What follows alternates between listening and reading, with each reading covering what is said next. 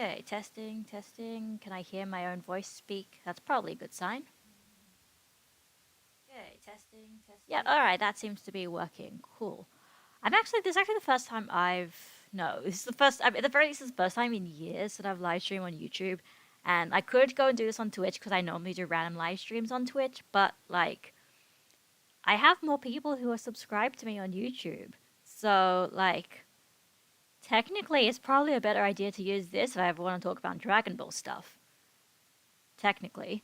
I just need to figure out... The question I have, really, though, is just whether or not I can... Well, I mean, first of all, I'm trying to figure out exactly where the share button is, because, God, YouTube's streaming thing has all changed over the past few years, and now it's kind of like... It's all a little bit, Well, God. See, it's telling me all these weird prompts. There's a create highlight video, add stream marker. I mean, yeah, I could do all those things, but I'm not going to do that while I'm, like, figuring out how this whole thing works. Hello, Adam Summer. So, I'm sure there are plenty of people who have probably been subscribed to me for years, and they were kind of like, oh, I want to see, maybe they are constantly watching YouTube on a regular basis, and it's like, oh, I mean, if you upload something Dragon Ball, I'll watch it. Problem is, it's just like my general problem when it comes to stuff like this is I'm just too much of a weird perfectionist. I like can't just do a video and just like that's it. Like just talk off the top of my head, start making a video. It's like if I do a video on YouTube, it has to be good. And I have to like get all my thoughts across and I have to figure everything out. And that's kind of hard to do because, I am me and sometimes it's hard to articulate things when you don't even necessarily know what you're going to be talking about. Like it's being a content creator who has standards is hard because you can't just randomly sit around and do nothing and then say, there you go, there's my video. But I thought, but basically, I ran out of time. Is the problem? I ran out of time to make a really good, well thought out like speculation video about superhero before it came out, which is like in like 2 weeks now or something along those lines. So I'm kind of like, screw it. I need to say something about this movie before it comes out because otherwise it'd be weird. Because it'd be like, oh, I'll give my speculation, but the movie's already come out. So there's a difference between, being excited for a movie you haven't seen yet and you don't know everything about and, seeing lots and lots of stuff about it and then just kind of not really sure, you can act like you're being all like making predictions, but you're probably being disingenuous because you've seen all the spoilers. So let's go and let's have some talk. So Adam Summers asking, I haven't seen Dragon Ball Heroes, which I assume the Dragon Ball, Super Dragon Ball Heroes anime is any good. It's not. Then again, I haven't watched it for like 2 years, so maybe it's better. But like, it's. I just say it's a toy commercial. It's a trading card game commercial. There really isn't. I don't think there's much of a plot, but I checked out a long time ago, so I can't even tell you if it's good. Hello, Glory, and the Rhino Autobot asks, have you made any predictions on who the main villain is yet? So okay. That is the big question that a lot of people are having. Hang on, actually, let me just tweet about this. I'm just going to tweet about it. I need to find out, how do I share my live stream link? That I need to figure out. So I've got my account. If I go to like my channel, and then I've got that. If I share that to Twitter, hopefully that'll work, but we'll see. Anyway,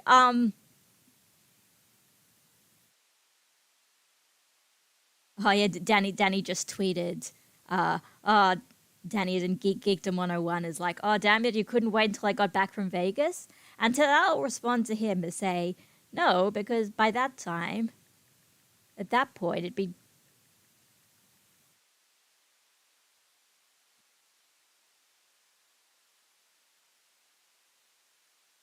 movies released, and it's not really a speculation anymore.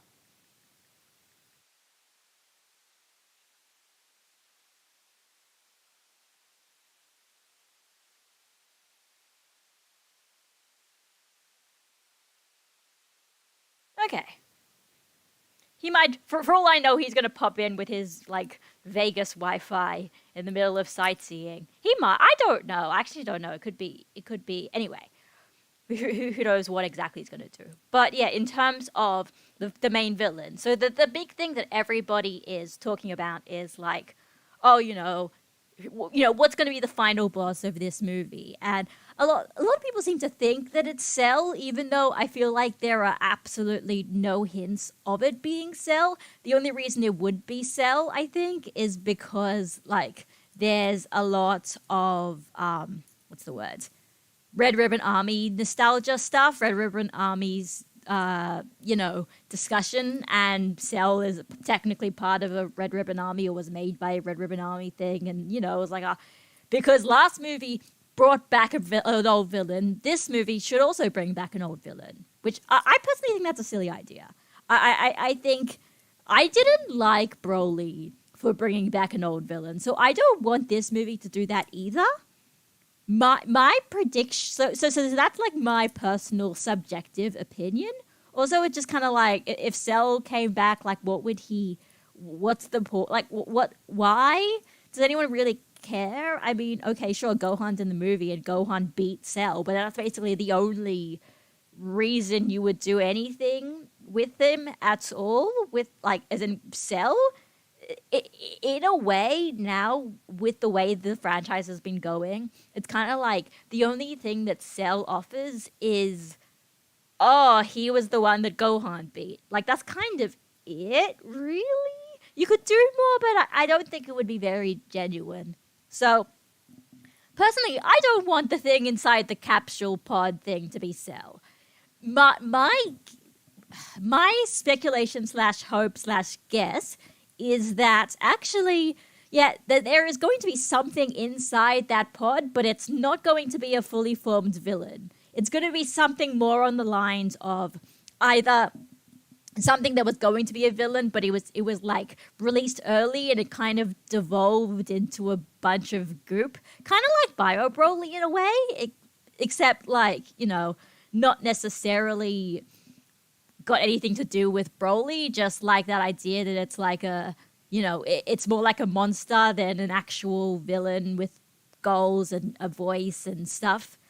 And I think it'd be a cool kind of final battle if it's sort of everybody there is sort of, is like now it's something that's even that we can't really just fight by punching it really hard. We all kind of have to work together to find a way to stop it from destroying the world.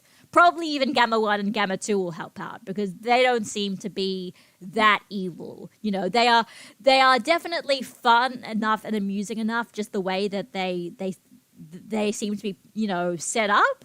I don't think they're evil. I think they just legitimately think that they're doing the right thing. And not necessarily that they're getting tricked, but they more just don't necessarily know the full story. And so, when they find out that, hey, actually, these guys are kind of decent, they'll probably be like, we want to be superheroes, right? So we want to do the right thing. So that's my guess. That's what I think is going to happen personally, that it is something. So, this thing might have been a villain, but like it was sort of released early by accident during their fight. And it sort of basically turned itself into what's basically like some kind of natural disaster, giant flood, earthquake, something that's going to destroy the world if they don't stop it, and they all have to work together to stop it. That's my speculation. That's what I think is going to happen. And I don't know if that's accurate or not. I used to say that I had a really bad track record at predicting things that would happen in Dragon Ball, but this movie is kind of a strange anomaly in that it is not like that. So, anyway, that's my take right now on what the final opinion is. Oh, I just realized I was just fiddling with this because I don't know, ADHD fiddling with it. You've got to always be stimulated. And so I got this actually, it was just like at a souvenir shop in London. I went to London a few months ago. And so it's a little like capsule hearing thing. And unfortunately, the button doesn't work, but you can unscrew it like that. And you can even theoretically put something in there. I always forget how to do that. There you go. It's like hollow inside. So I was just fiddling with it because it's fun to fiddle. You just screw it and you unscrew it, and I'm like, hey, but it's Dragon Ball. It's very appropriate that I'm just fiddling around with this while I'm just chatting with you guys. So anyway, so what's everybody else been talking about? So yeah, I talked about that. They're like, yeah, Sisyphus says, well, technically Broly was a new villain to this storyline since he wasn't canon. Technically, lol. And I mean, yeah, that's true, but it wouldn't really make any sense if the thing in the pod was cooler or something. It would be with a new origin story, because they'd be like, oh, why would it be that? Or I've seen some people saying, oh, maybe it's Android 13 or something. And I'm like, I don't know. I mean, it could be, but first of all, I mean, cooler is popular, but something like Android 13, who even cares about Android 13? Also, the Super Android 13 design is one of the ugliest movie villains in the whole thing. I wouldn't be very interested if he was there. I wouldn't be very interested if that was the main villain, so... Yeah, people have ideas and it's fine. Your ideas are all fine. They're all valid. It's okay to have these ideas. I'm not going to tell you that you're stupid. I'm just going to say I wouldn't really see it. I wouldn't really see the appeal of I mean, I don't see the appeal of a lot of things, and that's why I'm not running Dragon Ball. But see, I say these things. I say these things because ever since arguably 2015 until about 2018, pretty much all of that time, every time a new arc of Dragon Ball, especially the Super anime, came out, it was kind of my first gut reaction every single time was, this is kind of a stupid idea. Even the arcs that I actually ended up liking and the stories I actually ended up liking, I would always have that gut feeling was, oh, this is a really silly idea. I don't care much for this. It would grow on me, but I would always at first kind of not really like it. It was just the way it was. And this movie is a very strange, weird weird exception to to the way that I've looked at Dragon Ball for the past few years. And that's why it's kind of fascinating. It's kind of fascinating. So, the Rhino Autobot says, if this movie ends with a Genki Dama, so help me. I mean, I don't think it would, just because Goku is not a big focus of this movie, and the Genki Dama is Goku's thing. It really is Goku's thing. So, I'm not sure about that. I mean, I think it's likely it's going to end with some kind of team attack, but I don't think it's going to be a Genki Dama. But that's just my guess. A few people have been commenting in Japanese here. I don't know if they're actually Japanese or if they're just here to make Japanese because it sounds cool. But if you guys are Japanese, that's super cool. I'm surprised you're following, you subscribe to me, but I'm very touched if you actually are. So, Silver Soul says, Broly was an antagonist. Antagonist doesn't necessarily mean villain, since Broly Super wasn't evil. That is true. That's true. And you could definitely, you definitely can revamp a lot of movie characters and as this kind of, new rebooted version in this kind of Dragon Ball Super continuity. The only thing is just for me, purely subjective thoughts about it is that I just don't think a lot of the original movies are very good. I just think they're they're a little bit dumb and they're short and they have pacing issues and the villain characters are often very generic. Broly was this weird exception, and I've talked about this in previous videos as well, in that but it wasn't always, he had a little bit going for him, but at the same time, the way that they brought him back in another two movies and the way that they brought him back in video games, it kind of just sort of meant that Broly only really caught on because he had a neat aesthetic. He had a neat design and he had a neat concept. That was it. It was kind of purely on the surface level, Broly was popular. Any sort of more exploring into him, that didn't really matter. Nobody said, oh, I want to hear more about Broly. They just said, I think Broly is cool, so I want him. The whole people liking his character in the movie in Super Broly only happened after the movie came out and everybody said, actually, I like it, except for me. I was the weird exception and everybody still hates me for that. not really hate me. I'm just being hyperbolic. I didn't think Broly's personality was very substantial at all. I think really in some cases a lot of the things that he covered were things that were already being covered in the show before, in the series before, and I don't think Broly added much new to the table, but that's just my opinion, you know? That's just my opinion. Nolan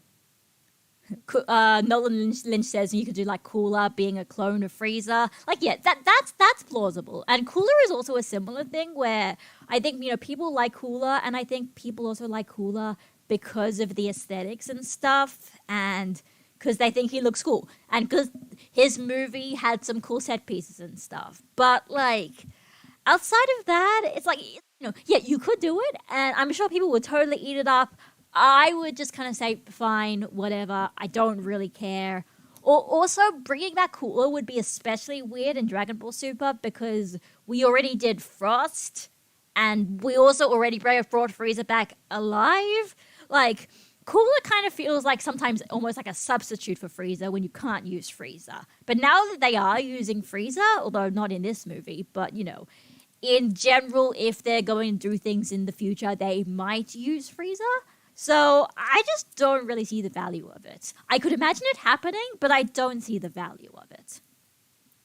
Eric Gonzalez says, I don't want him to rehash old villains. Broly I understood because in the original his backstory was trash, but would prefer a new villain. I mean, it's funny that people say it like that because, like, Broly had flaws, but his motivation being laughably silly of that he hates Goku because he remembered his cry as a baby, it was stupid, but, like, it's not like it was movie breaking. It wasn't like it was so bad that it needed a retelling, right? It was... I think the Broly movie has a lot of, you know, lots of small issues. Also, a lot of it just kind of being that it's the same issue as a lot of that I have a lot with the movies, that the fight scenes sometimes just feel like they're cool for the sake of being cool, but then, like, when you try to actually follow it, like, as on like a scene by scene basis, it just kind of feels like they're throwing everything onto the wall and not really caring if any of it really relates to each other at all. They kind of feel like visual messes, and in some ways that was probably the point. They didn't really care about it being an actual strong story. But, you know, I don't think Broly's problem was only his backstory having one silly element to it, and that was about it. Like, there were other silly points to it, like how he was somehow just so strong enough that, like, his crying and stuff, like, made a barrier around him and Paragus, and that's how they survived the planet exploding. Like, that is just absurd. The fact that they animated that is the most absurd thing ever. But, you know, there's a lot of different things about the first Broly movie, and the things that I personally said, no, I don't desperately need this to be rebooted or something. And that's essentially my thoughts on it. Sorry. I just skipped ahead a little bit. Moses Garcia says, I noticed in the manga Broly doesn't come out. Yeah, that's... See, my purely subjective, kind of salty viewpoint of things, and when I mean salty, I mean, like, my own personal biases, is like, I'm okay if we don't keep Broly around all the time. Because, you know, the Broly movie kind of ended in this sort of like, maybe Broly will be like Saiyan number 3, hanging around with Goku and Vegeta all the time. And I was just kind of like, what would he add to the dynamic? What would he do?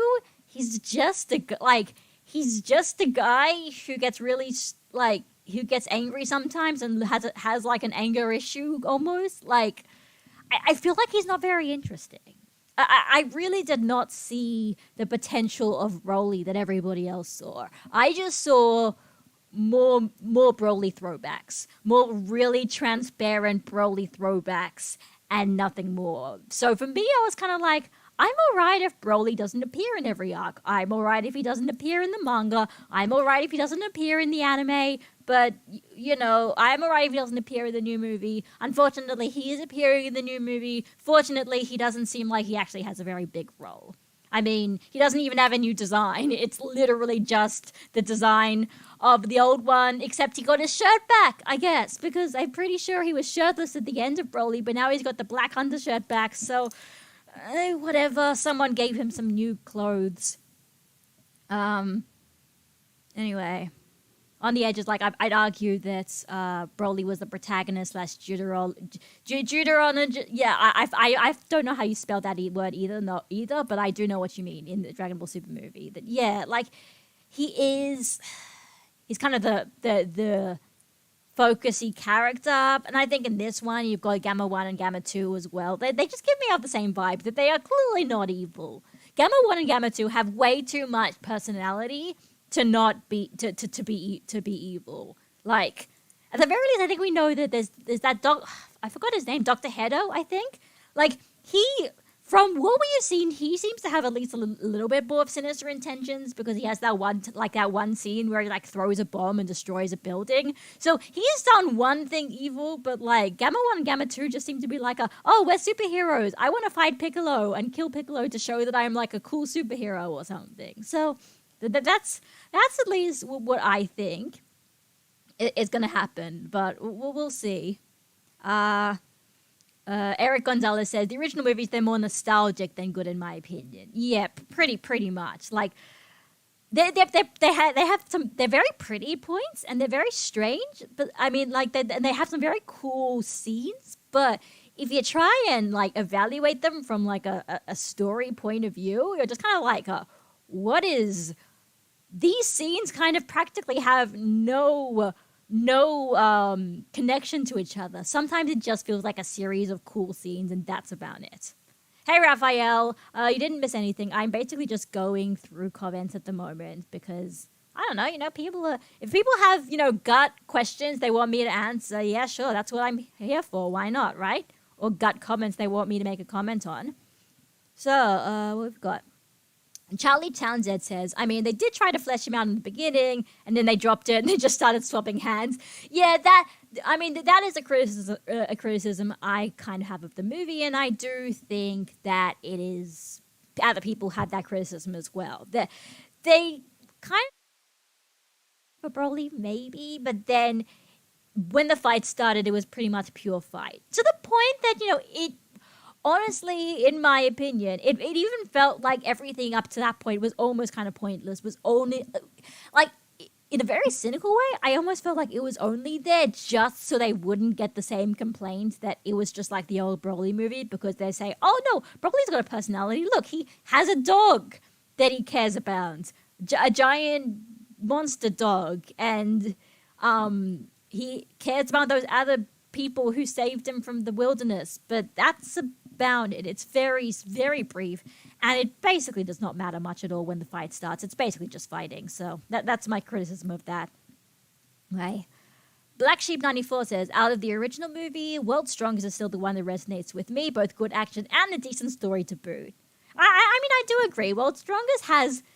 Definitely, it has a bit more connective tissue. It has a more kind of focused cast, and it uses them in very specific ways. It does have some weird continuity bits, like basically all the stuff with Gohan. I think it's like Piccolo gets captured, and then like he just goes back home, and then he starts like doing his homework, and a lot of the Gohan stuff is kind of very weirdly disconnected. Like, they needed to put in a kid scene out of nowhere so the kids would get excited. The movies are very strange. But it definitely does have some good action. It has a good dub, at least the old Ocean Canadian cast dub version. And yeah, it's a good one. Nolan Lynch says, I'm not... wait, where was that? I'm not saying what the clone cooler. Okay, yeah. All right, hang on. Here. So Alan says two things. One, I missed the TFS reaction. Okay, wait. Oh, yeah. Okay. No, I thought that was an inappropriate comment for a second, but then it's like, it's not. So two things. One, I missed the TFS reaction videos. Two, I bet my left butt cheek Raditz is in the containment unit. Okay. One, about the TFS reaction videos. The honest thing is, I actually haven't watched any of the HFIL videos because I thought maybe I'll react to those one day. So that's kind of my little like thing I left there. But in all honesty, I think I've kind of outgrown a bit of reaction videos. I've sort of matured a little bit, and I kind of more want to use YouTube for my unique opinions on things than just reacting to things. But that's just me, you know. And about Raditz, that was an interesting thing because I remember there was this sort of period in time where everyone thought that, and I guess it still isn't over, but everyone thought Raditz is going to be like the new hot thing, and he's going to, you know, they're going to bring back Raditz, and I wouldn't say it's impossible. I wouldn't be very interested in it. But I wouldn't say it's impossible because, you know, Dragon Ball nowadays seems to like going back and kind of not leaving anything as a one-off. You can't, if something somebody said was wasted potential, they're going to bring it back almost. So, you know, it's plausible. I just wouldn't be very interested in it. I personally found it quite refreshing that they brought back Goku, gave him a brother, and then they just said, well, his brother's evil though, so like, who really cares? And then Goku kills him off and he's never mentioned again. I think it's quite refreshing. Breezy Bird says, how do you feel about the marketing? That's a good question. The marketing has been very interesting. That's a honest to God question I could talk about, because it's been a very interesting thing because on the one hand, it's been a bit sparse in some ways. There has not been that much marketing that compared, or at least it doesn't feel like there has been compared to maybe the previous movie. And a lot of the things don't really feel like they are meshing together in the right way. Like there's for example, like there's some things. Like there's the SH figure arts, you know, some of the figures have come out, Gamma 1, Gamma 2, Piccolo, Gohan, like, you know, there's like a Super Saiyan Gohan, Ultimate Gohan, Piccolo, new Piccolo with lighter skin of new form. There's some meshing together between of all the different features. You know, there's Gamma 1, Gamma 2, I think are in Legends. Like, there's some, but compared to Broly, it doesn't feel like there's as much. And I think that's because of a few reasons. One, first of all, we can't actually completely discount the impact of COVID. Broly came out before COVID. This came out after COVID. We can't fully say that had absolutely no impact on anything, even if COVID is, you know, we're sort of adjusting to living with COVID. That's the first thing. The other thing is, I think, also, some of that, the kind of more low-key marketing feels a little bit almost intentional. Like, in the way that this movie is a CGI movie, in the way that's focusing on Piccolo and Gohan instead of the big sellers of Goku and Vegeta, everything about this movie feels like it's almost intentionally being made to be low-key. Even the fact that it's CG instead of following on from Broly. It's sort of in two ways. One, it's kind of feels like it's trying to be almost like the anti-Broly movie just because because they're trying to sort of capture a different audience, or they're trying to see what kind of audience this would capture. In some ways, it always feels like not a gamble, because clearly they have spent enough. They're not going to spend money into something that they don't think is going to make a profit, that isn't going to be beneficial. So I think the movie is going to be beneficial to them. I think they are going to, you know, they've set their expectations reasonable that they can get, they are going to get something out of this movie, and they don't think it's going to fail.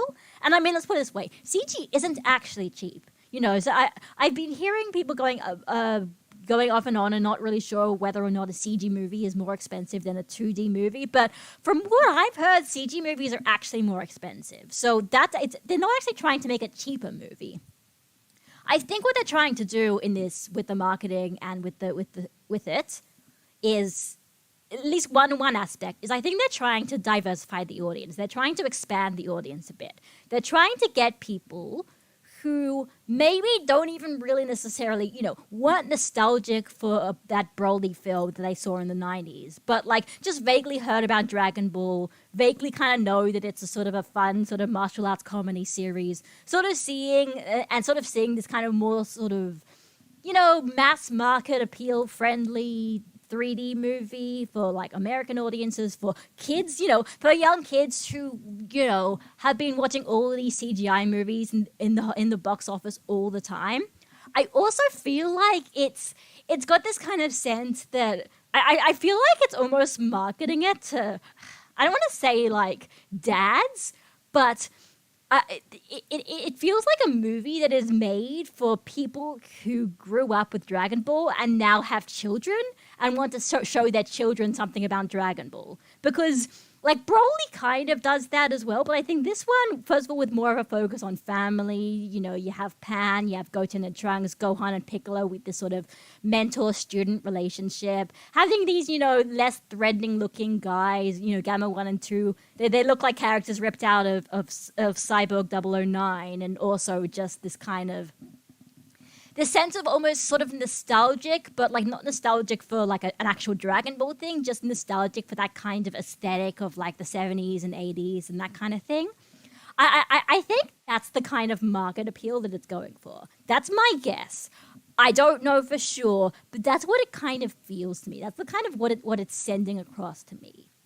The other reason that I think that the marketing has been a little bit low-key, which is kind of a bit of a negative way, is I think this movie has been a little bit very tight schedule. I think they have been struggling to get everything done in time, and that's why they haven't had many new trailers and stuff. I think, if anything, the hack might have actually helped them with spending a bit more time to polish things up.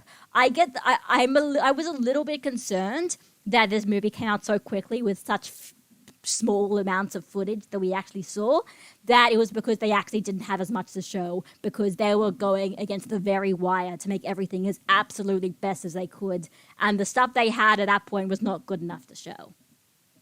So anyway, that is basically what I think about the marketing of this movie. That was a long question, but like I said, that whole discussion is basically one video topic in of itself. That's why I'm basically just doing this stream where I can at least kind of tell you my dot points of what I'm thinking about this movie before it comes out.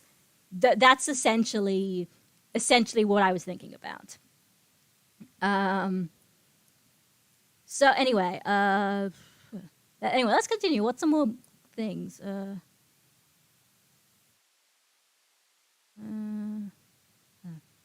DMU says, I guess he'd keep Goku and Vegeta off Earth for Gohan and Piccolo to shine in this movie. Yeah, that's kind of what I'm expecting. Like, there is some Goku and Vegeta stuff, mostly just this kind of slightly about like the slightly new art style to fit with the 3D CG kind of stuff. But, there is not much. And basically everything we've seen of Goku and Vegeta, the clips of them, is like them on Beerus' planet and stuff like that. I get the feeling, they are going to be off screen the whole time. I don't know what the reasoning they're going to give of as to like why they can't find out what's happening on Earth, or why they don't think they need to intervene. It could be something stupid. Like, they could be like, caught up trying to like change Beerus' litter box or something. And if they leave for just a second, Beerus could wake up and sneeze and destroy the universe. It could be something as dumb as that. And I would actually totally believe it if that was the reason, if there was a reason like that. So that's what I'm assuming. Samuel Malkira says, the only thing I could think of is Broly being a rage case lunatic gives Vegeta perspective and helps him mellow out. Nothing in the dynamic with Goku, though.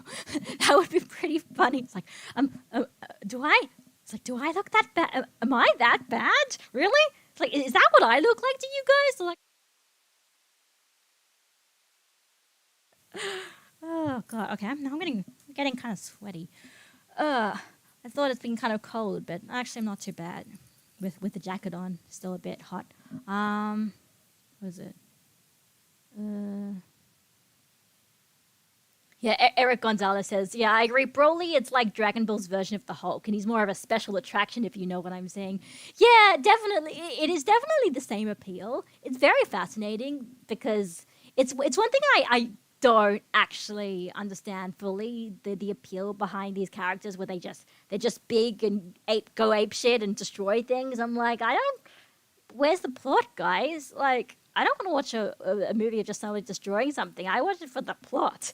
It's like, I don't watch Mecha for the giant robots. I watch it for the plot, you know?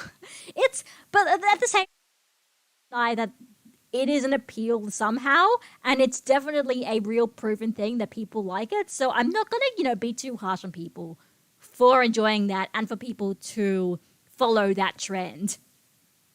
Be honest, would you prefer Broly be shirtless the whole time? I don't really care. I don't think he's hot or anything. I mean, he's like a 50-year-old man who's like has the emotional maturity of a child. He's a bit weird, and I mean, I guess Goku's kind of like that as well. But like Broly's even less intellectually mature than Goku because he's literally been living in isolation with just his dad for most of his life. So I don't really, some people think Broly's hot, and you know what? All the power to them. I just don't really care.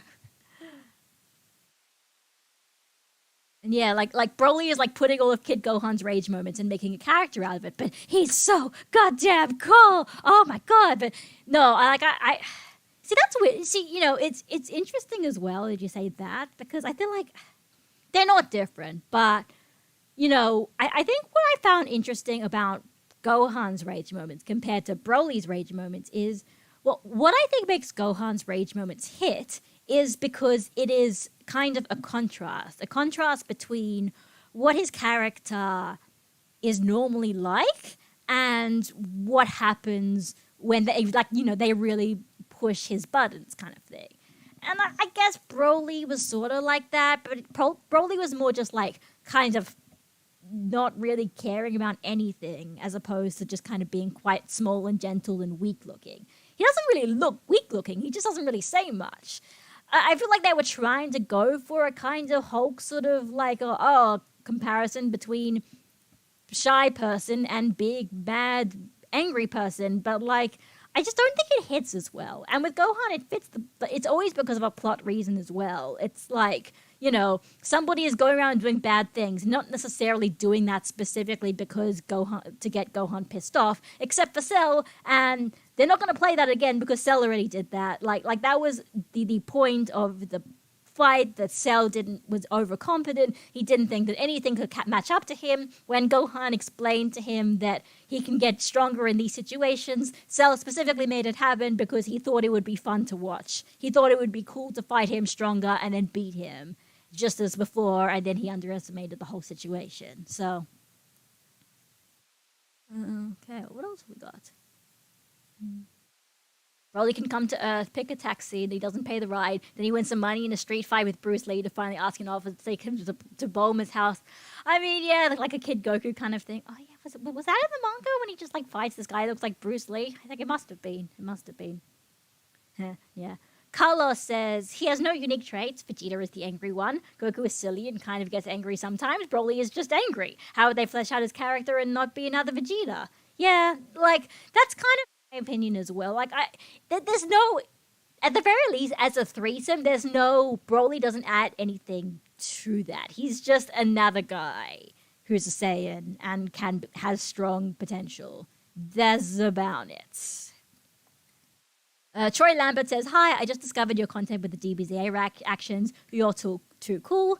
Thank you for the compliment. Yeah, I as I said earlier, I've kind of, I think, not outgrown, sort of outmatured a bit doing reaction videos, just because I feel like it's like they're there, but it's not something that I'm so have a big interest in, that I'm like very emotionally invested in the idea of reaction videos. I think they're just a very unique, they're just a very me thing that I would like doing because I wanted to see what I thought about these things when I watched them for the first time. But I understand that's what other people enjoyed about watching my videos. But I think sometimes, there's a difference between what people like watching and what I like making. And I think that's just kind of the way things are.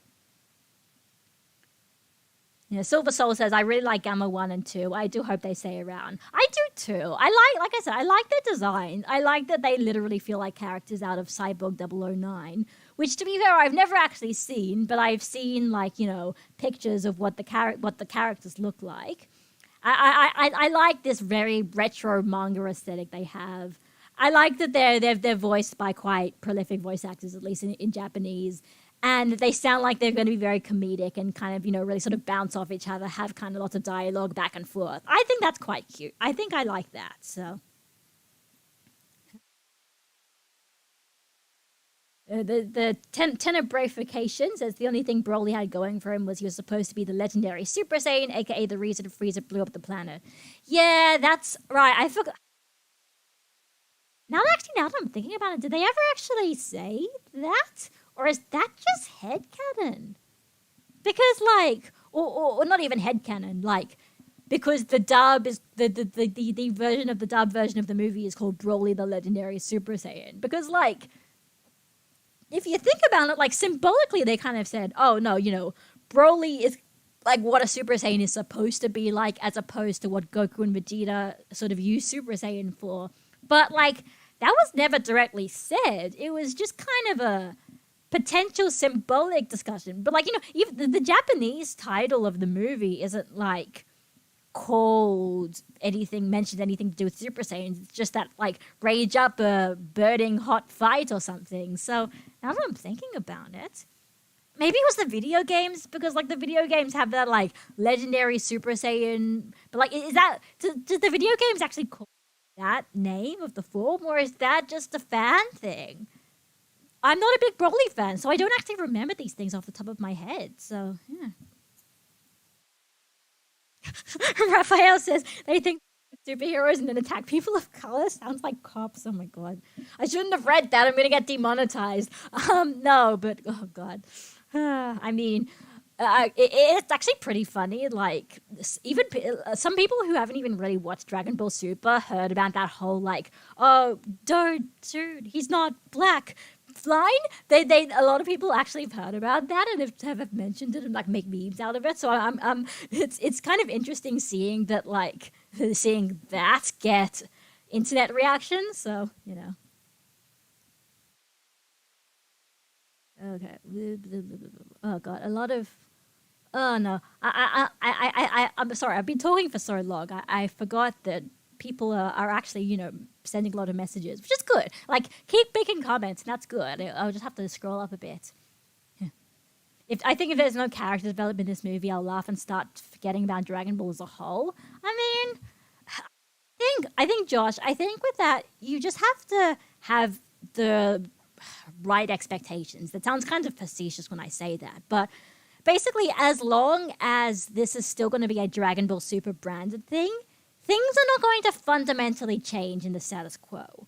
That is kind of the exact purpose of Dragon Ball Super.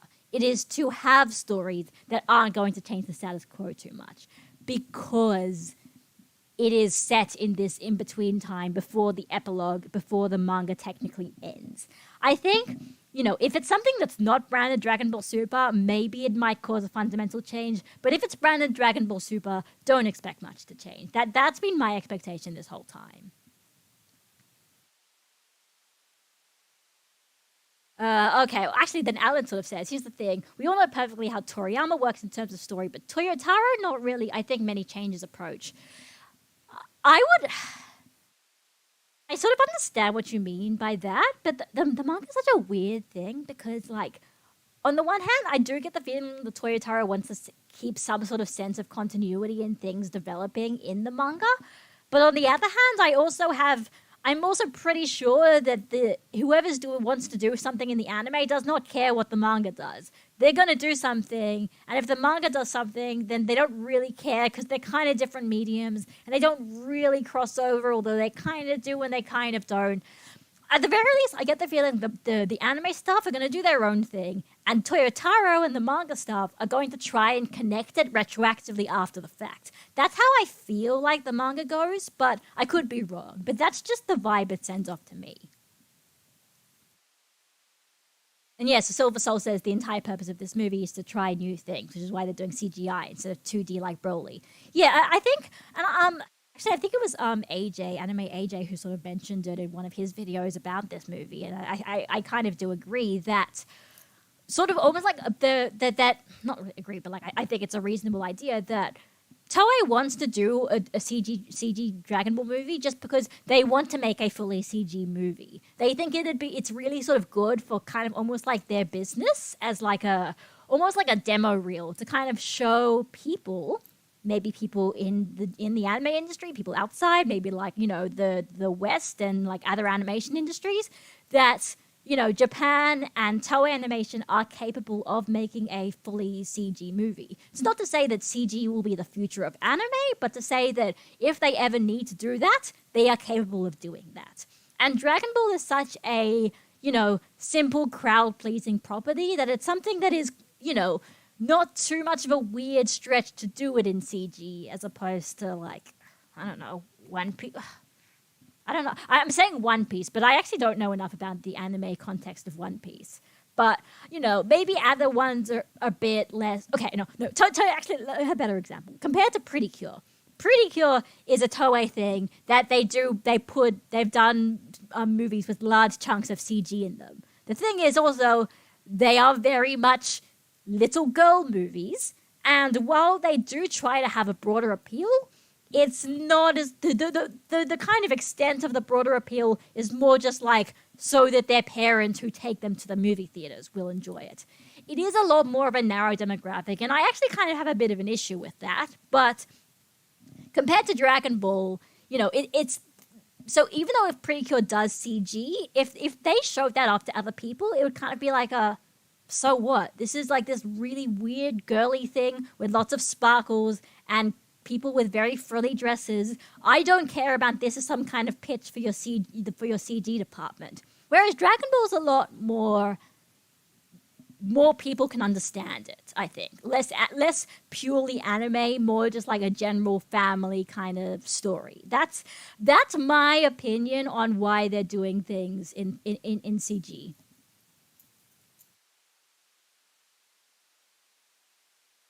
Yes, and here we go, and even here, James McUrchin says it feels like a DreamWorks movie. And yeah, like, I think that actually maybe might part of the point. And that they chose Dragon Ball for this, because even though Dragon Ball is very Japanese, it still has basic concepts like, goofy characters, gags, families, things that people can relate to.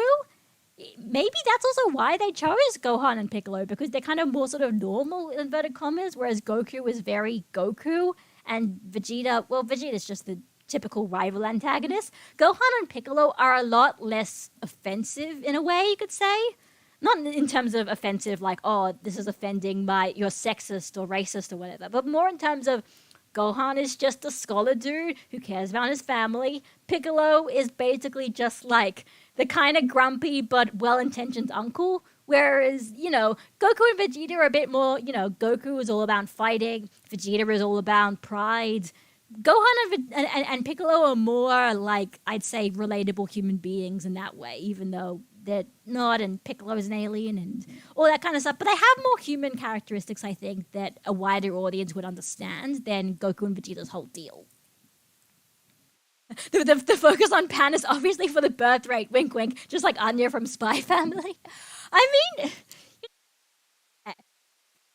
I'd say, I actually do think also, once again, focuses on Pan is also for that wider audience, which I even think Pan and GT was trying to do, but failed miserably because 90s Toei had this very strange conception on what women were supposed to be like, and it kind of bled into GT. But like even with Anya and Spy Family, it's like, she was adopted. They didn't have kids, It's a little bit different from if you're adopting a kid, then, if you're trying to raise the birth rate, Shinzo Abe, former Prime Minister of Japan, encouraging people to adopt, I think, is a little bit, it's a little bit different than the idea of, well, I want to have a child myself because it's my own child, and like, pregnancy is cool, I guess, and babies are cool, I guess. I feel like that would be more of a subtle nod to try and, increase Japan's demographic problem.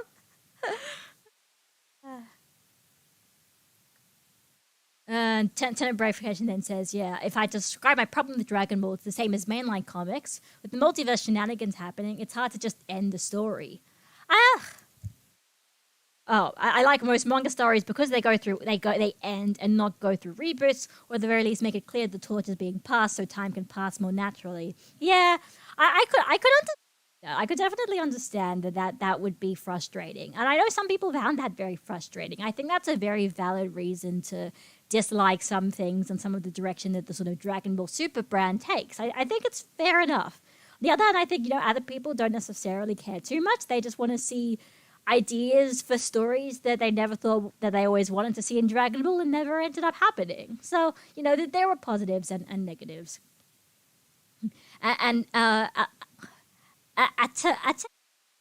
Atana Gildo 666 says, it's kind of cool that Gohan in this movie is sort of the same age Goku was in the beginning of Z, also having a 3 to 4 year old kid. That is really, first of all, that's a really interesting idea. I never thought about that.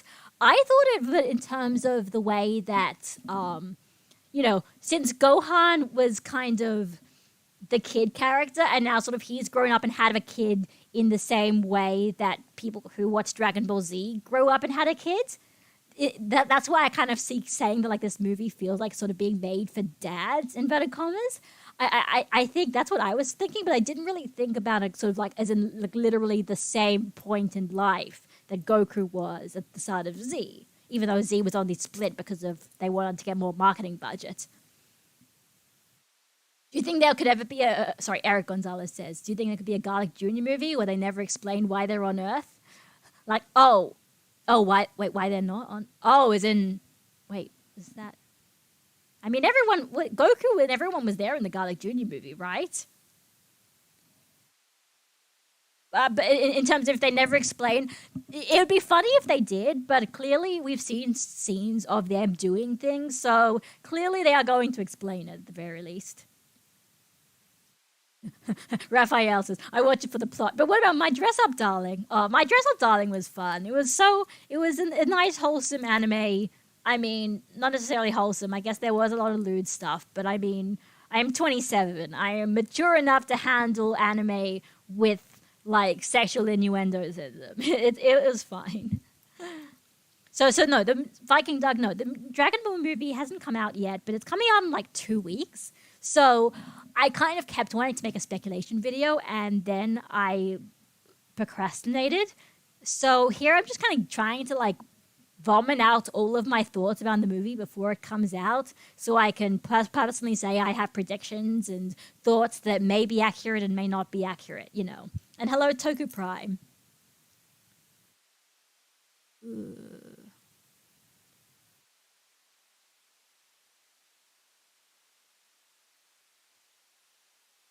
Black Sheep says, the thing about the newer arcs of Super I enjoy is the smaller callback to the past, i.e. the resurrected Frieza Soul helping Moro when the Grand Supreme Kai comes out through Fat Bill.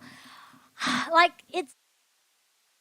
Yeah, like, my opinion is just I don't really care too much. And the thing is, when I see those things, it feels less like callback, and it feels to me more like Toyotaro really, really trying to like prove to everybody that he's a total hardcore fan and remembers all these details, because Toriyama would not give a shit about, connecting these things. He just does what he does because he just thought this would be a fun thing, this is something kids would enjoy.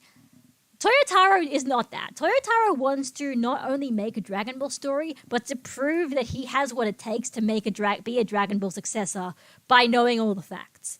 And that's not what I enjoy about Dragon Ball. I don't enjoy about callbacks and remembering all of the random minor details. I care about what the story is. Let's ask, what is your thoughts on the aged-up versions of Goten and Trunks in the new movie after all of everyone's complaints in Dragon Ball Super? I'm pretty surprised, honestly. I'm pretty surprised it's happening now. But I guess clearly the same people who sort of thought, let's make a Gohan movie, were also the same people who said, let's age Goten and Trunks up because that's something that's overdue as well. I think I would not have batted an eyelid if they never aged them up and then they just only did when they went to the epilogue. The fact they are is actually kind of surprising. And I basically accepted that it was never going to happen. So it was never on my bucket list. So the fact that it's happening, I think, is just like a pleasant surprise. Necromancer says, hi, I watched a lot of your reactions long ago. Yep, same with everybody, right? I also watched my reaction videos long ago. Sometimes I would just like, I was sort of like what was my reaction again? Actually, let me go back to them. I was actually also on Twitch. I did a little like live stream reaction to all of season 1. Because I didn't want to do it on YouTube because I didn't know how everything was going to go with copyright and stuff. And also, what I like about Twitch is I feel less professional about Twitch. Like, I only wanted to do this now here because I knew I was at this time I'm not going to get interrupted by someone or something happening in the house. That sometimes happens in Twitch, and I don't mind because it's on Twitch. And if it's not, if it's there, I can just, if something really big happens, I can just kind of take it out of the VOD and not really worry about it. YouTube, I have weirdly higher standards, so yeah. Anyway.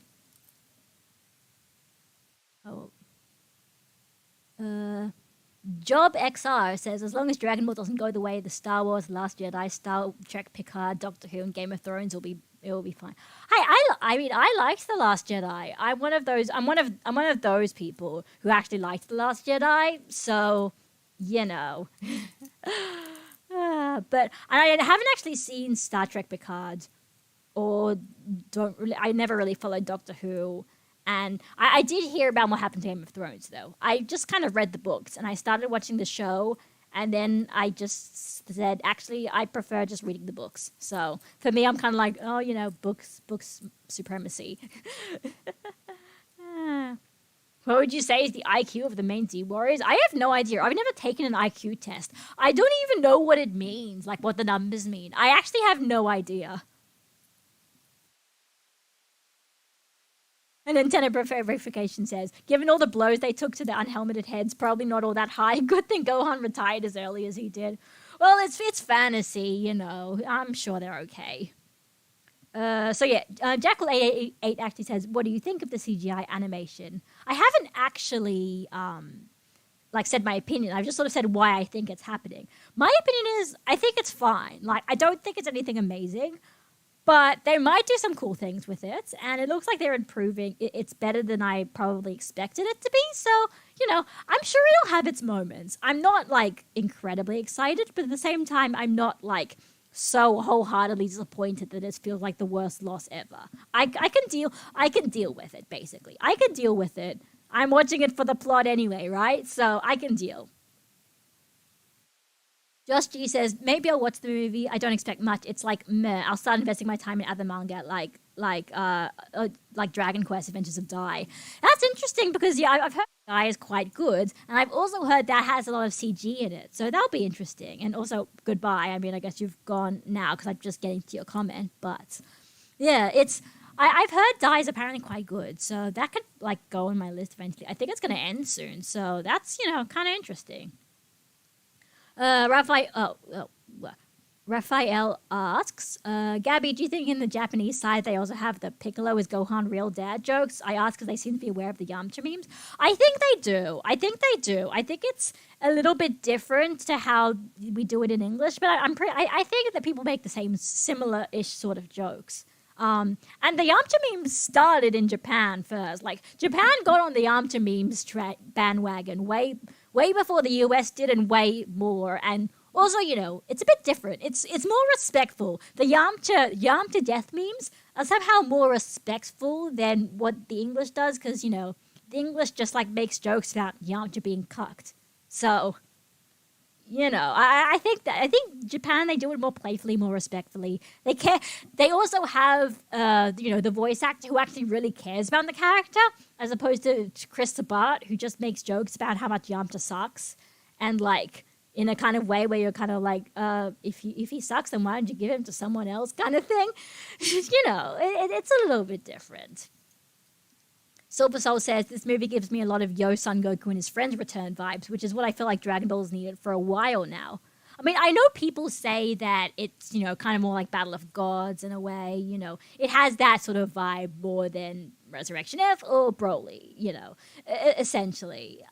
I guess it's, and I like that they are kind of basically, they're not trying to up the power scale. They're not trying to make this new guy the strongest thing in existence. They're not, because Goku and Vegeta aren't really showing up, we kind of know that this is going to be a new strongest ever of all time. We're going to need a new form to unlock this in a new fusion, you know? It's just going to be a little, like, less high stakes, but, like, more cute and personal and family sort of movie. It's going to be a family movie. I keep saying that. Raphael says, what you're saying is this new movie is like I Like Ford versus Ferrari, but for millennial dads. I didn't even know that was a thing, so sure. Viking Doug said, so anyone seen the new Top Gun movie yet? I mean, I have not. I don't plan to. I don't know anything about Top Gun, and I don't know anything. I never really planned to know anything about Top Gun. It's actually good, which I was surprised to hear because I just saw trailers and I was like, oh god, another nostalgic reboot. Oh, I bet it's going to be just kind of mediocre, right? Because, like, that's kind of the way these things tend to go. But apparently it's quite good, so that's kind of cool. The only thing I know about Top Gun is, I don't even know if it's true. I just know this from, like, a Bridge series jokes, that apparently it's quite, like, accidentally gay, but maybe I'm getting confused with another movie. I don't know.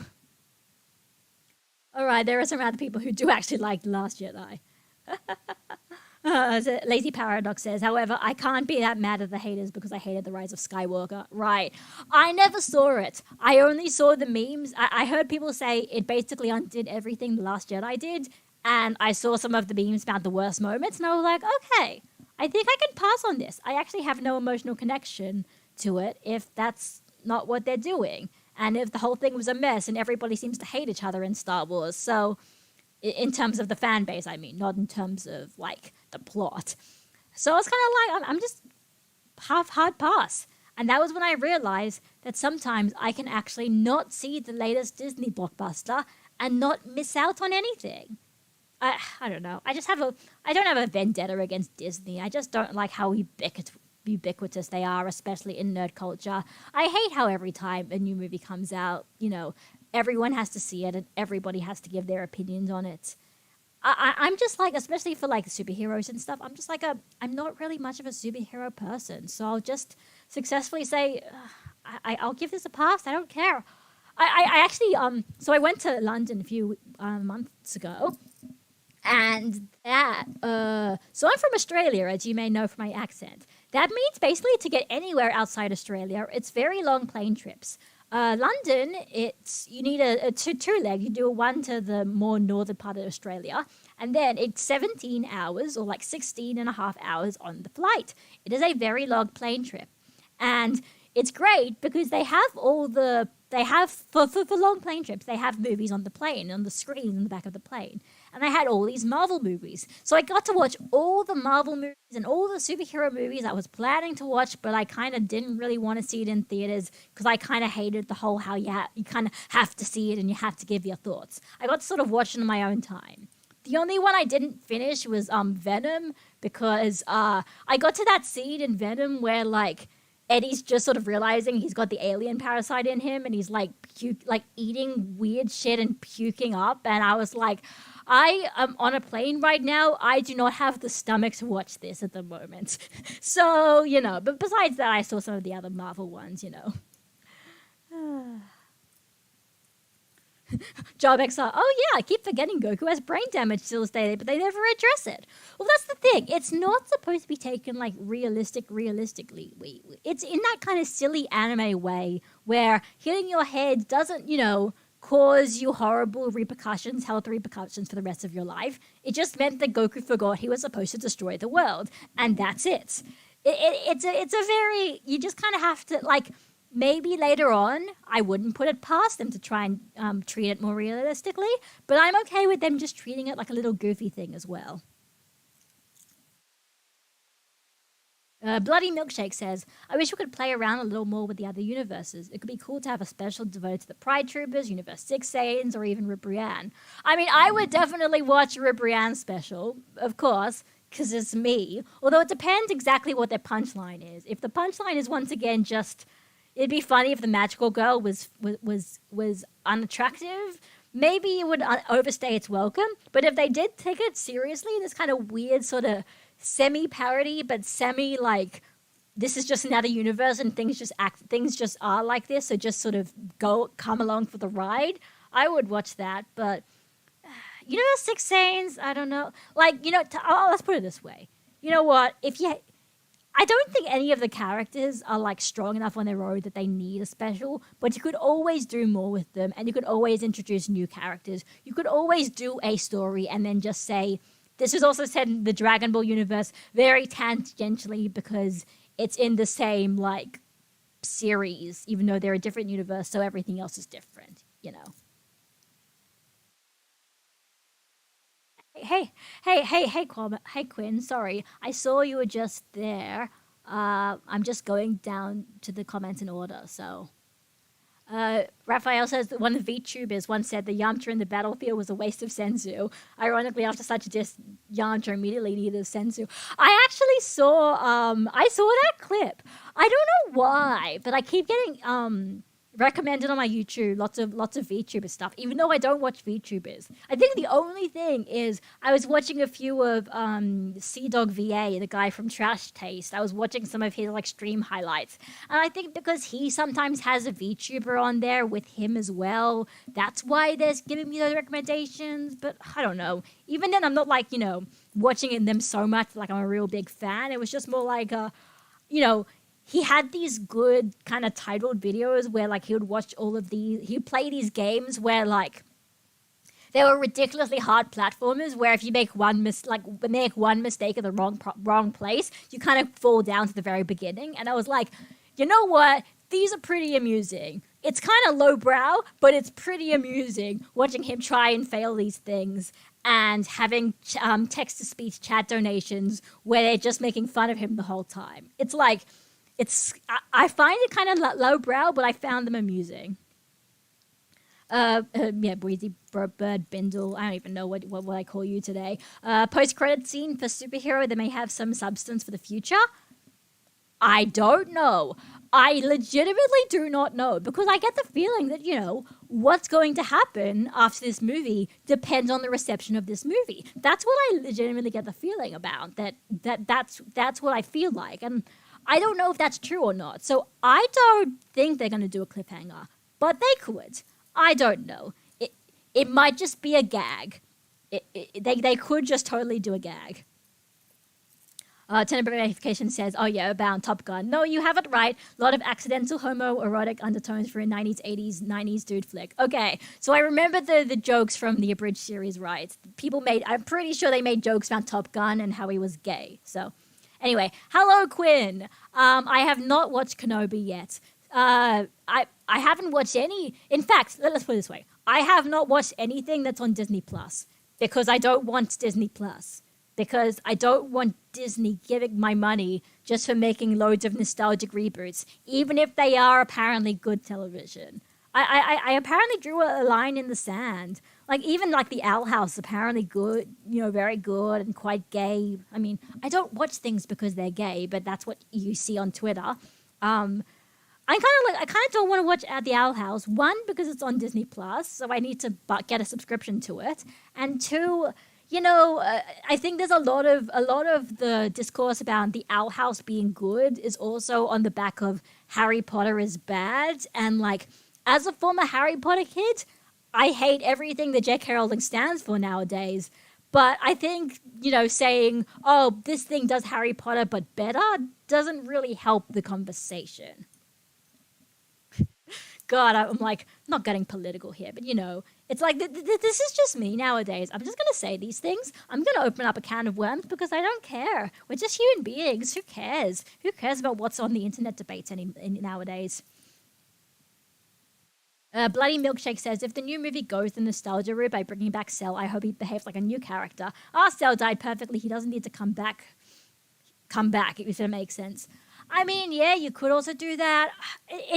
But I just don't think they're going to... I don't think they're going to do that because, when they did Broly, they just did loads of Broly references. But Broly is technically a new character. But his new personality, I just didn't really believe that they were really full-on into it. It felt like they just kept, wanting to go back to the Broly. They didn't give... They didn't want that to kind of stand on its own, him to stand on his own. They just wanted to make those references, and I think that would be the same with Cell. Even if they try their hardest to make him feel different, it would still they would not be able to stop themselves. They would not be able to stop themselves from making him look like old Cell or whatever, or feel like old Cell. Okay, what else we got? A parallel and Top Gun and Dragon Ball relate to the amount of beef shirtless men having rivalries atop each other. Yeah, yeah. Lazy Paradox says, never saw the Venom movies. Heard it was awful, so like you, I just passed on it. More. Okay, see, I've heard, because I've actually, you know, from the 20 minutes of Venom I saw, I think what I was very surprised about, and maybe this is the case for all of the Sony movies as opposed to the Disney ones, is how surprisingly politically left-wing it was, I guess you could say. Like, the fact that Eddie's whole thing was like this sort of sense of, trying to get to the truth and revealing stories, and even if it causes other people to sort of get hurt in the process, and that was kind of why he was a jerk, but he just sort of wants to, really sort of talk to corruption, and the bad guy was this, Steve Jobs, Elon Musk sort of entrepreneur guy who also in the meantime doesn't care how many people he needs to abuse to do it. And I was kind of I was surprised how politically contemporary it was. And I've heard that's kind of the opinions on Venom is sort of they're not amazing movies, but they kind of sort of know what their audience is, if that makes sense. Whereas Morbius is, I don't know, I never saw it. I've just seen the memes.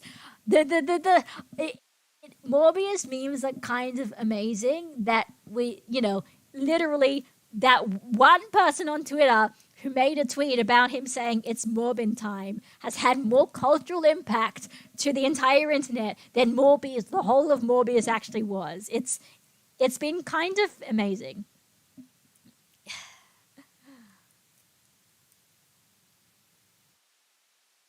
Yeah, so here Viking Doug's also I haven't seen Kenobi. I don't care about Star Wars. A big Star Wars fan. Star Wars is dead to me for how they handled Gina Carano.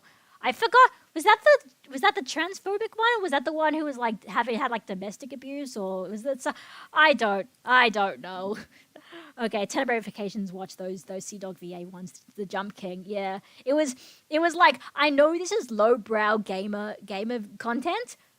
I knew it was lowbrow, but it was amusing, so I watched it. Yeah, and then Venom is also related to that "Oops, I Did a Gay" because he was supposed to be an edgy monster Spider-Man, but then 90s in the movie turned his concept into a monster fucker rom-com, like The Shape of Water, but gay. I know what you I didn't get to those parts, but it's not surprising that that's what happened. Apparently, it is that okay. What if edgy Spider-Man and alien symbiosis, but what if they're just having this kind of comfy domestic homosexual relationship? Why? It is a very fascinating thing from a cultural standpoint, what the Venom movies are. I find it very fascinating that that's what they did, and they have no shame with saying that that's what they're doing. It's very interesting. Very interesting. Raphael says it's also the Grand Line Mugiwara approach towards Disney IPs. I don't know what that means. But yeah, it's just, and yeah, Lazy Farrell's one day the movies will be called the Disneys. And then Tenebrae Verification, Disney peddles in rainbow capitalism. They have gay lesbian scenes in their own mainline movies, but they're blink and you'll miss it. So it's easy to censor them for non-friendly LGBT markets. Yeah, exactly. And I think that's what's been the strange difference between Disney and I guess Sony. I mean, they're all still monopolies at the end of the day. They're all still, really big corporations. They're not our friends. But the way Sony's been marketing some of their movies, they have been a lot more, not anti-capitalism, but, more of that sort of sense that it's they are speaking to what they want to see, they are listening to what young people are saying in the streets nowadays, and they legitimately want to be a part of that, as opposed to Disney trying to do that but in the safest way possible to avoid, harming their profits. Not to say that Sony are the good guys, they after all did still do a lot of bad. Sony still does a lot of bad, but just the way that they market themselves in some ways it's like that. Then on the other hand, they made the Venom movie and Morbius movie because they're these like edgy things, and they're like trying to capture the people who are like fans of like the edgy 90s versions of these. But then they're also making them super gay. It's so strange. The Sony superheroes are so strange. KKV Plays says, will anyone let me know where the new Dragon Ball movie is being set? It is, what was it? It's being set a few years before the end of Dragon Ball Z. Basically that. Just a few years before the end of Dragon Ball Z. That's essentially the gist of it. We'll never get specifics because these things never delve in specifics. Daniel Carano says Android number 21 versus Gohan. I forgot 20. Well, that was another thing that everyone was speculating about because they made lab code version of her for fighters, and then they also did an SH figure arts at the same time, and that was all very, very strange because like it came out of nowhere, so everyone's thinking maybe because 21's going to be in the movie. I don't think so. Just because also, like, I think, I can't remember if I've mentioned this yet, but, if there was a character like Cell, like 21, a character with a design we know, there would have been merchandise for it, and that would have been leaked. The movie is way too close for them to have, like, been hiding all of this to be, like, it was only going to come out, like, 2 months after the movie came out, just to avoid spoilers. That would not have happened, especially because this movie got delayed. This movie got delayed, and you can't delay every single piece of merchandise related to it as well. So clearly, I don't think there would have been something that slept between the cracks. Something, because the movie was supposed to have come out now. There would have been something that would have fallen between the cracks, and we would have seen what that was. The fact that has not happened makes me think that whatever other mysteries are going on are not big or are not, like, related to the return of a previous character. That's it, essentially. I mean, guys, let's not have a big political debate in our comment section. Obviously, that's the last thing I want. I don't know about the story about Gina, and it sounds like people have different interpretations of it. So let's not, keep debating about that. But yeah, I'm sure there's a lot of shit going on in different franchises. These things just happen.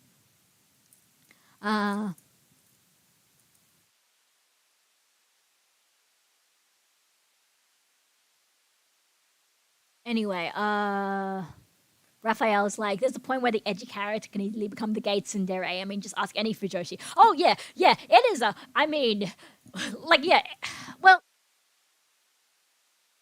I feel like it's more the rival characters, the ones who become the tsundere, Fujoshi tsundere, but I think there's a difference between, like, the rival ones and the edgy ones, because sometimes it's both, okay. No, because Sasuke's edgy as fuck. Bakugo's edgy as fuck. And they're all yaoi favorites. But, like, there are plenty of characters that are edgy, but also not have that kind of yaoi to them. Like, the ones who are just edgy for the sake of being edgy, like, I mean, actually, I don't know, I'm like, Itachi or something? Is Itachi, like, have yaoi? I don't know, like, I'm pretty sure there are characters that are just really edgy, and that's it. Like, Broly. Broly's a better example. I mean, no, I have not seen any doujin with Broly. I don't want to see doujin with Broly. Don't send me doujin of Broly. But I don't think that was a big thing. I think Broly is just there to be monster. Nobody really cared about that, but he's also edgy. You know what I mean, Raphael? Like, Raphael a bit more. Like we've talked a bit before, so like, I am comfortable now talking about the way that these things are sort of in this sort of fan base way, sort of yaoi's way, so there's all this kind of stuff. And anyway, it's in terms of this relationship between rivals and yaoi and weird like homoerotic overtones, but like sometimes it's intentional, sometimes it's not intentional, sometimes they're actually trying to pander to it specifically, sometimes they're not, and then they don't understand why there's like huge amounts of female audiences who are watching their stuff, and then they find out it's because of, oh hey look, there's a spam, come on, report and no wait, remove, hide, there we go. And spam. There we go. It's gone. Woo! Now can I'll just delete those. Remove them all. What was I talking about? A lot of the villains tend to be morbidly overpowered and usually require the main character and his entire squad to defeat, which is kind of bogus. Wait, what were you talking about there? Now I can't remember.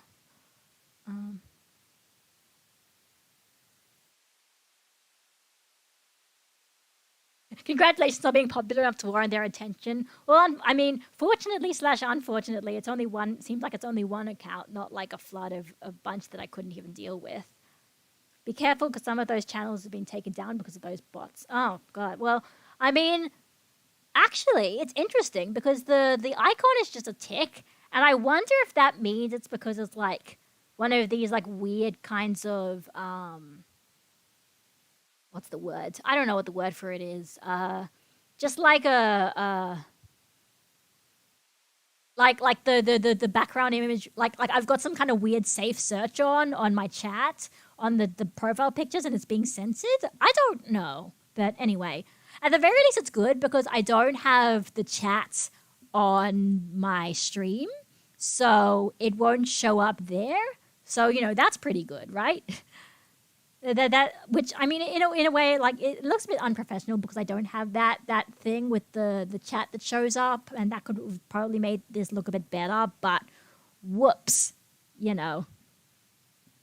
I think if you click on the check mark, it steals your IP or something, brings you to, I mean, I didn't click on it. I just mean the profile picture, not the actual message. I deleted the messages. I don't actually know what they say now. I mean, I could view them, but I don't want to. Anyway, so, okay.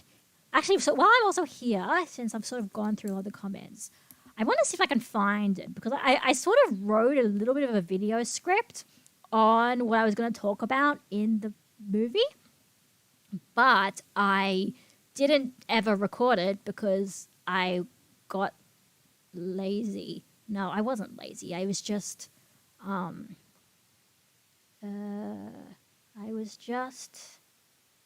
introduce our mode menu. Okay, thank you, OneDrive. I don't care about that. Let's talk about Dragon Ball Super. Okay. So tell you what, I'm going to, while I'm here,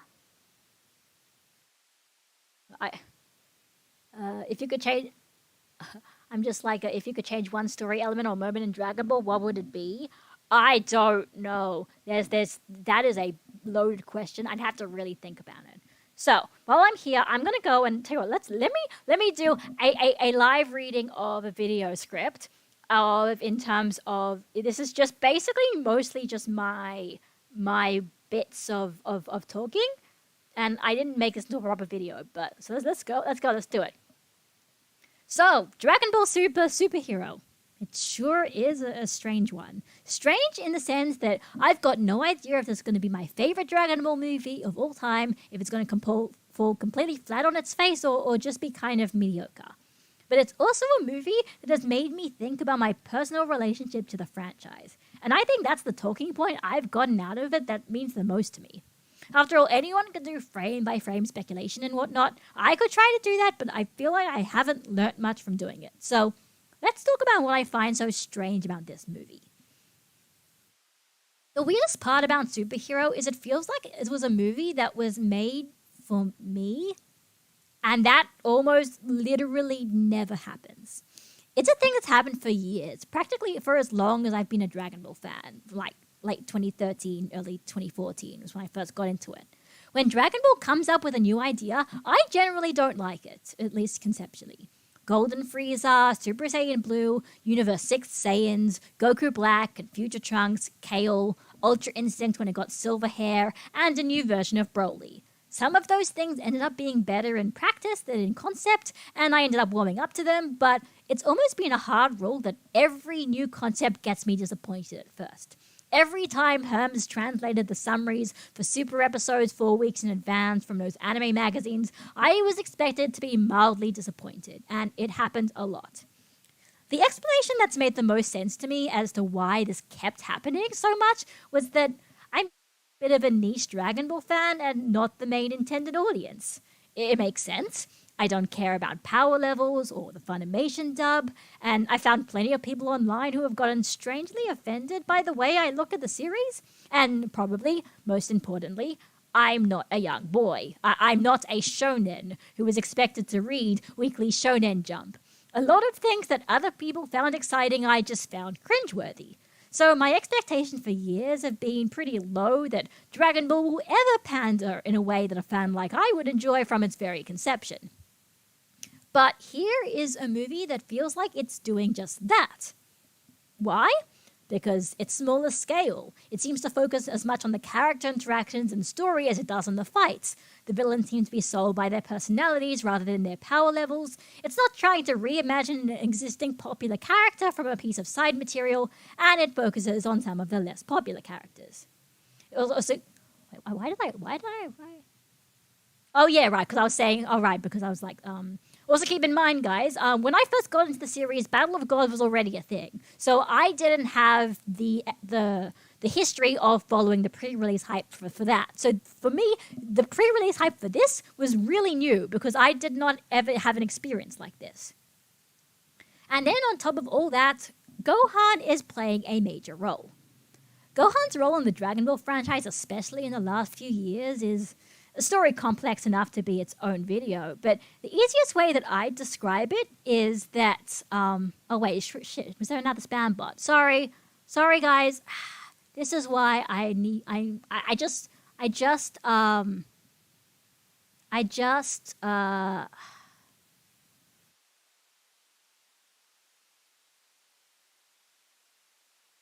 okay, anyway, I'm back.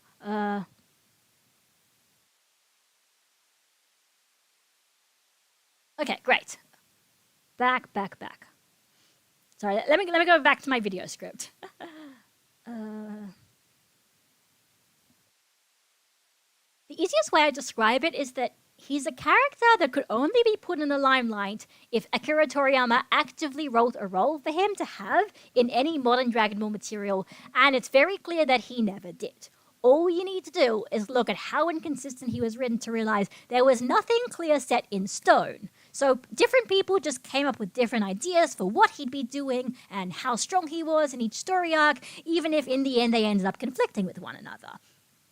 I also just assumed that they didn't put in as much Gohan in modern Dragon Ball because he doesn't sell as well as Goku and Vegeta. Goku is definitely the most popular characters, if you count all the children who like seeing him on screen. Vegeta is basically that character that your DBZ fan friend talks about non-stop as being like the deepest and most written in the whole series. And Gohan is probably at best like number 3.